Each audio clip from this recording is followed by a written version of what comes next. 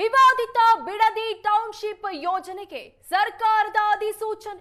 ರಾಜಕೀಯ ತಿಕ್ಕಾಟ ಪ್ರತಿಭಟನೆಗಳ ನಡುವೆಯೂ ಅಧಿಸೂಚನೆ ಜಾರಿಗೊಳಿಸಲಾಗಿದೆ. 3 ಗ್ರಾಮಗಳ 518 ಎಕರೆ ಭೂ ಸ್ವಾಧೀನಕ್ಕೆ ಅಂತಿಮ ಅಧಿಸೂಚನೆ ಪ್ರಕಟಗೊಂಡಿದೆ. ಬಿಡದಿಯ ಕೆಂಪಯ್ಯನ ಪಾಳ್ಯ, ಮಂಡಲಹಳ್ಳಿ, ವಡೇರಹಳ್ಳಿಯ 518 ಎಕರೆ ಮೊದಲ ಹಂತದಲ್ಲಿ 3 ಗ್ರಾಮಗಳ 518 ಎಕರೆ ಭೂ ಸ್ವಾಧೀನಕ್ಕೆ ಪ್ರಕ್ರಿಯೆ ಆರಂಭ ಆಗುತ್ತೆ. 745 ರೈತರ 518 ಎಕರೆ ಭೂ ಸ್ವಾಧೀನಕ್ಕೆ ಸರ್ಕಾರದಿಂದ ಅಂತಿಮ ಅಧಿಸೂಚನೆ ಹೊರಡಿಸಲಾಗಿದೆ. ಭೂ ಸ್ವಾಧೀನ ಜಾಗಕ್ಕೆ ಪ್ರತಿ ಎಕರೆಗೆ 2.7 ರಿಂದ 2.5 ಕೋಟಿ ರೂಪಾಯಿ ಪರಿಹಾರ ನೀಡುವುದಾಗಿ ಸರ್ಕಾರ ಹೇಳಿದೆ. ಪರಿಹಾರ ಅಥವಾ ಇನ್ನೊಂದು ಆಪ್ಷನ್ ಕೊಟ್ಟಿದ್ದಾರೆ. 50% ಅಭಿವೃದ್ಧಿ ಪಡಿಸಿರುವ ಭೂಮಿಯನ್ನ ಹಂಚಿಕೆ ಮಾಡಲಾಗುತ್ತೆ.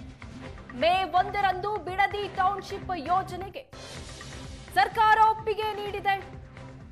ಸಾಕಷ್ಟು ವಿವಾದ ಇರುವಂತಹ ವಿಚಾರ ಇದು. ರಾಜಕೀಯವಾಗಿ ಸಾಕಷ್ಟು ಚರ್ಚೆಗಳಾಗ್ತಾ ಇದೆ. ರೈತರಿಂದಲೂ ಕೂಡ ನಾವು ಭೂಮಿ ಕೊಡೋದಿಲ್ಲ ಅಂತ ಹೇಳಿ ಕಳೆದ 1.5 ವರ್ಷದಿಂದ ಪ್ರತಿಭಟನೆಯನ್ನ ಮಾಡಲಾಗ್ತಾ ಇದೆ. ರೈತರ ವಿರೋಧದ ನಡುವೆಯೂ ಬಿಡದಿ ಟೌನ್ಶಿಪ್ಗೆ ಅಧಿಸೂಚನೆ ಹೊರಡಿಸಲಾಗಿದೆ. ಮೊದಲ ಹಂತದಲ್ಲಿ 745 ರೈತರ 518 ಎಕರೆ ಭೂ ಸ್ವಾಧೀನಕ್ಕೆ ಸರ್ಕಾರ ಅಂತಿಮ ಅಧಿಸೂಚನೆಯನ್ನ ಹೊರಡಿಸಿದೆ. 3 ಗ್ರಾಮಗಳು ಅಂದ್ರೆ ಬಿಡದಿಯ ಕೆಂಪಯ್ಯನ ಪಾಳ್ಯ, ಮಂಡಲಹಳ್ಳಿ, ವಡೇರಹಳ್ಳಿಯ 518 ಎಕರೆ ಭೂ ಸ್ವಾಧೀನಕ್ಕೆ ಸರ್ಕಾರ ಮುಂದಾಗಿದೆ. ಬಿಡದಿ ಟೌನ್ಶಿಪ್ ಯೋಜನೆಗೆ ಸರ್ಕಾರ ಅಂತೂ ಅಧಿಸೂಚನೆ ಹೊರಡಿಸಿದೆ. ರೈತರು ಪಟ್ಟು ಹಿಡಿದು ಕೂತಿದ್ದಾರೆ. ಕಳೆದ 1.5 ವರ್ಷದಿಂದ ನಮ್ಮ ಜಾಗವನ್ನ ನಾವು ಕೊಡೋದಿಲ್ಲ, ಸಾಧ್ಯವೇ ಇಲ್ಲ ಅಂತ ಹೇಳಿ ಸಾಕಷ್ಟು ವಿರೋಧ ವ್ಯಕ್ತಪಡಿಸಿದ್ದಾರೆ. ಬೀದಿಗಿಳಿದು ಪ್ರತಿಭಟನೆ ನಡೆಸಿದ್ದಾರೆ.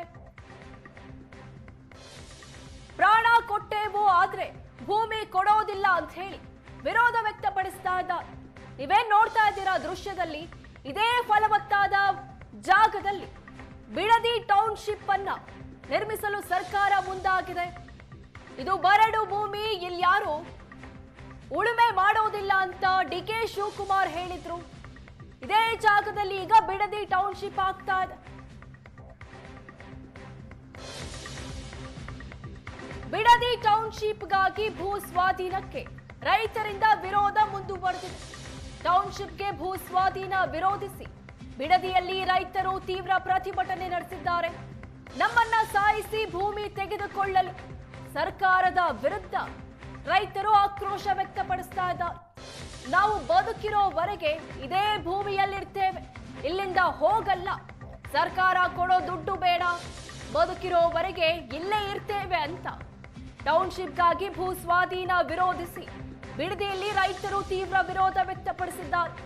ಯಾಕಂದ್ರೆ ಇದೇ ಭೂಮಿಯನ್ನ ನಂಬಿಕೊಂಡು ಹಲವಾರು ವರ್ಷಗಳಿಂದ ರೈತರು ಇಲ್ಲಿ ಜೀವನ ಸಾಗಿಸ್ತಾ ಇದ್ರು. ಅದೇ ಭೂಮಿಯಲ್ಲಿ ಅವರ ಮುಂದಿನ ಪೀಳಿಗೆ ಕೂಡ ನಿರ್ಧರಿಸಿದೆ. ಹೀಗಾಗಿ ಇರುವಂತಹ ಭೂಮಿಯನ್ನ ಕಳ್ಕೊಂಡು ನಾವೆಲ್ಲಿ ಹೋಗ್ಬೇಕು? ನಮಗೆ ಗೊತ್ತಿರುವಂತಹ ಕಸಬೊಂದೇ, ಅದು ಕೃಷಿ. ಅದನ್ನೇ ನಾವು ಮಾರಿಬಿಟ್ರೆ ನಮ್ಮ ಮುಂದಿನ ಪೀಳಿಗೆ ಏನು ಮಾಡಬೇಕು? ನೀವು AI ಸ್ಮಾರ್ಟ್ ಸಿಟಿಯನ್ನ ಶುರು ಮಾಡಿದ್ರೆ ರೈತರು ಬಂದು AI ಸ್ಮಾರ್ಟ್ ಸಿಟಿಯಲ್ಲಿ ಕೆಲಸ ಮಾಡಕ್ಕಾಗತ್ತಾ ಅಂತ ವಿರೋಧ ವ್ಯಕ್ತಪಡಿಸಿದ.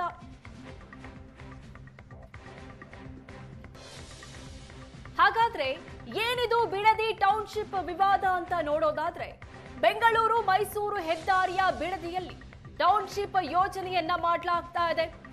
7,400 ಎಕರೆ ಪ್ರದೇಶದಲ್ಲಿ ಟೌನ್ಶಿಪ್ ಮಾಡೋದಕ್ಕೆ ಸರ್ಕಾರ ನಿರ್ಧರಿಸಿದೆ. ಗ್ರೇಟರ್ ಬೆಂಗಳೂರು ಸಮಗ್ರ ಉಪನಗರ ಹೆಸರಲ್ಲಿ ಈ ಟೌನ್ಶಿಪ್ ನಿರ್ಮಾಣ ಮಾಡಲಾಗ್ತಾ ಇದೆ. 18,000 ಕೋಟಿ ವೆಚ್ಚದ ಯೋಜನೆಗೆ ರಾಜ್ಯ ಸರ್ಕಾರ ಒಪ್ಪಿಗೆ ಕೊಟ್ಟಿದೆ. ಈಗಾಗಲೇ ಮೇ 1ರಂದು ಸಂಪುಟ ಸಭೆಯಲ್ಲಿ ರಾಜ್ಯ ಸರ್ಕಾರ ಇದಕ್ಕೆ ಒಪ್ಪಿಗೆಯನ್ನು ಕೊಟ್ಟಿತ್ತು. ಫಲವತ್ತಾದ ಭೂಮಿಯಲ್ಲಿ ಟೌನ್ಶಿಪ್ಗೆ ರೈತರಿಂದ ತೀವ್ರ ವಿರೋಧ ವ್ಯಕ್ತವಾಗ್ತಾ ಇದೆ. ರೈತರಿಗೆ ಪ್ರತಿ ಎಕರೆಗೆ 2 ರಿಂದ 2.5 ಕೋಟಿ ಪರಿಹಾರ ಅಂತ ಸರ್ಕಾರ ಹೇಳ್ತಾ ಇದೆ. ಕುಮಾರಸ್ವಾಮಿ ಕಾಲದಲ್ಲೇ ಈ ಬಗ್ಗೆ ನಿರ್ಣಯ ತೆಗೆದುಕೊಳ್ಳಲಾಗಿತ್ತು ಅಂತ ಇತ್ತ ಸಿಎಂ ಡಿಕೆ ಶಿವಕುಮಾರ್ ಸಮರ್ಥನೆ ಮಾಡಿಕೊಳ್ತಾ ಇದ್ದಾರೆ. 2006ರಲ್ಲಿ ಕೇಂದ್ರ ಸಚಿವ ಎಚ್ ಡಿ ಕುಮಾರಸ್ವಾಮಿ ಅವರು ಈ ಯೋಜನೆಯನ್ನ ಜಾರಿ ತರೋದಕ್ಕೆ ಮುಂದಾಗಿದ್ರು. ಅದನ್ನೇ ನಾವಿವತ್ತು ಅನುಷ್ಠಾನಕ್ಕೆ ತರ್ತಾ ಇದ್ದೀವಿ ಅನ್ನೋ ಉತ್ತರವನ್ನ ಸಿಎಂ ಡಿಕೆ ಶಿವಕುಮಾರ್ ಕೊಡ್ತಾ ಇದ್ದಾರೆ. ಆದ್ರೆ ಅವತ್ತು 2006ರಲ್ಲಿ ಈ ಬಿಡದಿ ಟೌನ್ಶಿಪ್ ಮುಂದಾದಾಗ ಸಾಕಷ್ಟು ಇದೇ ರೀತಿ ವಿರೋಧ ವ್ಯಕ್ತವಾಗಿತ್ತು. ಆಗ ಈ ಯೋಜನೆಯನ್ನ ಕೈ ಬಿಡಲಾಗಿತ್ತು. ಇದೀಗ ಮತ್ತೆ ಅದೇ ಯೋಜನೆಯನ್ನ ಸಿಎಂ ಡಿಕೆ ಶಿವಕುಮಾರ್ ಅನುಷ್ಠಾನಕ್ಕೆ ತರಲು ಮುಂದಾಗಿದ್ದಾರೆ.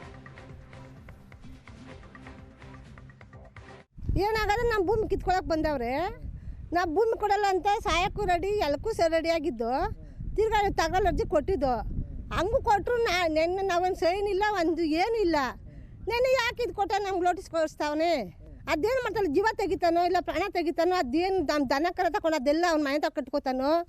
ದನನಲ್ಲೂ ಅವ್ನ ತಿಥಿಗೂ ಬೇಕು, ಅವ್ನ ಮಣ್ಣಿಗೂ ಬೇಕು, ಅವನಿಗೂ ಬೇಕು, ಅವ್ನ ಮಕ್ಕಳು ಹುಟ್ಟೋಕ್ಕೂ ಬೇಕು. ಅಲ್ಲಲ್ವಾ, ದೇವ್ರಿಗೂ ಬೇಕದು. ಇಲ್ಲ ಅದನ್ನೇ ಸಾಯಿಸ್ತಾರೋ ಇಲ್ಲ ನಮ್ಮನ್ನ ಸಾಯಿಸ್ತಾರೋ? ನಾವು ಭೂಮಿ ಕೊಡಲ್ಲ ಅಂದ್ರು ಯಾಕೆ ಕಷ್ಟ ಕೊಟ್ಟವ್ರೆ, ಸೈನ್ ಹಾಕವ್ರೆ, ಇದು ಕೊಟ್ಟಿಂತ ಕಳ್ಸವ್ರೆ ನೋಟಿಸ್. ಹೆಂಗೆ ಕಳ್ಸಿದ್ರು ಇವರು? ಸುಳ್ಳು ಯಾಕೆ ಕೊಡ್ತಾವ್ರೆ? ಹಂಗೂ ಇಷ್ಟು ಕಷ್ಟ ಕೊಡ್ತಾರೆ, ಯಾಕೆ ನಾವು ಕೊಡ್ತಾರೆ ನಮಗೆ? ಇಲ್ಲ ಅವ್ರು ಇಸ ಕೊಟ್ಬಿಡ್ಲಿ. ಅವಾಗೇನ ಬಿರೋ ಡಿ ಕೆ ಶಿವಕುಮಾರ್ ಆಗಿದ್ದು, ಇವಾಗೇನ ಅಧ್ಯಕ್ಷರು ಆಗವ್ರೆ.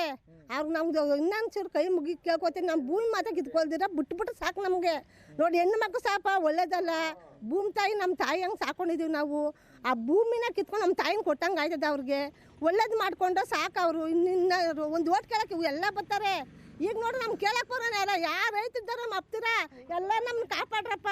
ನೋಡಿ ಇಷ್ಟೊಂದು ನಮ್ಗೆ ನೋವು ಕೊಡ್ತಾವ್ರೆ, ಅವ್ರ ಮನೆ ಹಾಳು ಮಾಡ್ಕೊತಾವ್ರೆ. ನಮ್ಗೆ ಯಾರು ಸಹಕಾರ ಮಾಡ್ರಪ್ಪ. ನಮ್ಮ ಭೂಮಿ ಅಂತೂ ಯಾರಿಗೂ ಕಳಿಸ್ತಿತ್ತು, ನಮ್ಮಂತೆ ಮಾಡ್ರಪ್ಪ ಸ್ವಾಮಿ ಅಂತ ನಾವು ದೇವ್ರನ್ನ ಕೇಳ್ಕೊತಾ ಇದ್ದೀವಿ. ಫೈನಲ್ 6 ನೋಟಿಫಿಕೇಷನ್ನ ಕಳಿಸವ್ರೆ ನಮಗೆ. ಅದರಿಂದ ನಮಗೆ ತುಂಬ ಬೇಜಾರಾಗಿದೆ. ರೈತರ ಪರವಾಗಿ ನಡ್ಕೋತೀವಿ ಅಂತಾರೆ ಸರ್ಕಾರ, ಆದರೆ ರೈತರ ವಿರುದ್ಧವಾಗಿ ಎಲ್ಲ ಕೆಲಸ ಮಾಡ್ತಾವ್ರೆ. ಡಿ ಕೆ ಶಿವಕುಮಾರ್ ಅವರು ಮುಖ್ಯಮಂತ್ರಿ ಆದಮೇಲಾದರೂ ರೈತರ ಪರವಾಗಿ ಮಾತಾಡ್ತಾರೆ ಅನ್ನೋ ಒಂದು ಭರವಸೆ ಇತ್ತು, ಅದನ್ನು ಗಾಳಿಗೆ ತೂರವ್ರೆ ಅಂತ ನಮ್ಮ ಮನಸ್ಸು ತುಂಬ ಬೇಜಾರಾಗಿದೆ ಸರ್. ನಾವು ಅದರಿಂದ ಕುಗ್ಗಲ್ಲ, ಇನ್ನು ನಮಗೆ ಹೋರಾಟದ ಮನೋಭಾವ ಜಾಸ್ತಿ ಮಾಡವ್ರೆ. ಅವ್ರಿಗೆ ಒಂದು ಧನ್ಯವಾದನೇ ಹೇಳಬೇಕು ಅಂತ ಹೇಳ್ಕೊತೀವಿ. ಇಲ್ಲಿ ಸುಮಾರು 387 ಎಕರೆ ಜಮೀನನ್ನು ಅಕ್ವೈರ್ ಮಾಡ್ತಾಯಿದ್ದಾರೆ. ನಮಗೆ ಅಕ್ವೈರ್ ಮಾಡೋದು ಇಷ್ಟ ಇಲ್ಲ. ನಮ್ಮ ರೈತರು ರೇಷ್ಮೆ ಬೆಳೀತಾರೆ, ಹಾಲು ಹಾಕ್ತಾರೆ, ಮತ್ತು ತರಕಾರಿಗಳು ಕೂಡ ಬೆಳೀತಾಯಿದ್ದಾರೆ. ನಾವು ಅದನ್ನೇ ನಂಬ್ಕೊಂಡು ಜೀವನ ಮಾಡ್ತಾಯಿದ್ದೀವಿ. ಈಗ ಈ ನಮ್ಮ ಸರ್ಕಾರದವರು ದ್ವಂದ್ವ ನೀತಿ ಅನುಸರಿಸ್ತಾ ಇದ್ದಾರೆ. ಒಡೆದು ಆಳುವ ನೀತಿ ಅಂತ ಏನು ಮಾಡ್ತಾಯಿದ್ದಾರೆ, ಈಗ ಒಂದೊಂದು ಊರನ್ನೇ ಸಪ್ರೇಟ್ ಮಾಡಿ ರೈತರನ್ನ ಒಡೆದು ಆಳುವ ನೀತಿ ಅಂತ ಮಾಡಿ ಅಕ್ವೈರ್ ಮಾಡ್ಕೊಳ್ತಾ ಇದ್ದಾರೆ. ಆಮೇಲೆ ನಾವು ಇದನ್ನೇ ನಂಬ್ಕೊಂಡು ಬದುಕ್ತಾ ಇದ್ದೀವಿ. ನಮ್ಮ ತಂದೆ ತಾಯಿ ಸಮಾಧಿಗಳು ಎಲ್ಲ ಇದೆ ಅದು ಜಮೀನಲ್ಲಿ.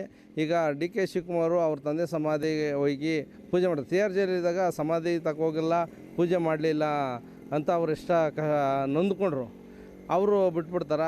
ಹಂಗೆ ನಾವು ಭಾವನಾತ್ಮಕವಾಗಿ ಇದ್ದೀವಿ. ಅದೇ ರೀತಿ ನಮಗೆ ಅಕ್ವೈರ್ ಖಂಡಿತ ಬೇಡ.